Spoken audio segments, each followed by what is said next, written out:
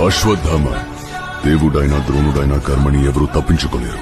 గర్భస్థ శిశువుపై అస్త్రం వదిలావు. నీ కర్మ నువ్వు అనుభవించక తప్పదు. అయితే సంధించు చక్రం, విధించు నీ శిక్షని. చావు నీ శిక్ష కాదు అశ్వత్థామ, అది నీ ముక్తి. కాలాంతరం పాండవులందరూ చనిపోతారు. నా శరీరము మరణిస్తుంది. ఈ యుగం అంతరిస్తుంది. కాని నీకు మరణం రాదు. వేలాది సంవత్సరాలు నీ గాయాలు మానక, చావు రాక, బ్రతకలేక ఎన్నో పాపాలు చూస్తూ ఒంటరిగా జీవిస్తావు. ఇదే నా శాపం. మరి నాకు ప్రాయశ్చిత్తమే లేదా?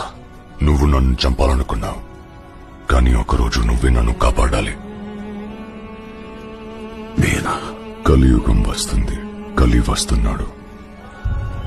అధర్మం పెరిగిపోయి ప్రపంచమంతా చీకటైనప్పుడు నేను మళ్ళీ ఒక అవతారం ఎత్తాలి.